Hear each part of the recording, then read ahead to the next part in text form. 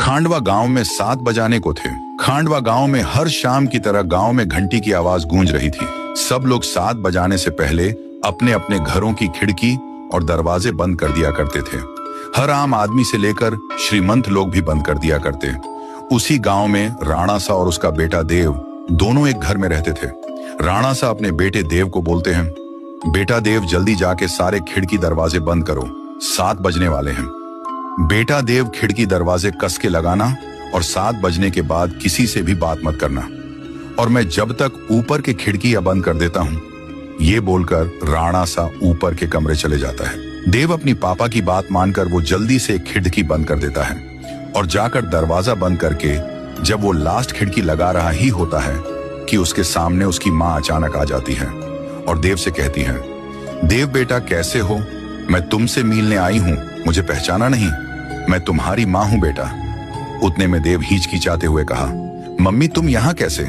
पापा ने तो बोला था कि आप इस दुनिया में नहीं हो, आप मर चुके हो। ये बात सुनकर माँ बोली, नहीं तो देखो मुझे, मैं तो जिंदा हूं पापा, झूठ बोल रहे हैं। चलो बेटा अब दरवाजा खोलो, मैं ज्यादा देर तक बाहर खड़ी नहीं रह सकती, वह लोग आ जाएंगे।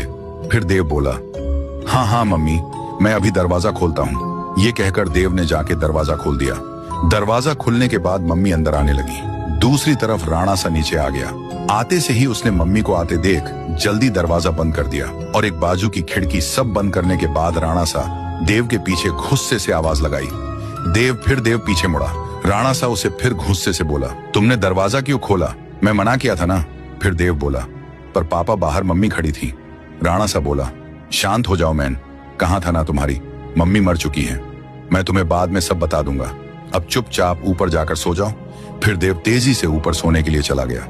देव अपने कमरे में आकर बिस्तर पर करवटें लेकर सो रहा था। देव को अपनी माँ की याद सताती गई।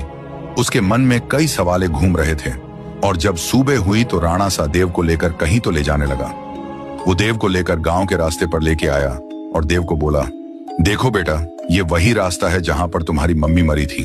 कैसे देव की मम्मी राणा सा बताए गए रास्ते पर 7 बजे मारी गई? ये देखने के लिए पार्ट 2 का इंतजार करें।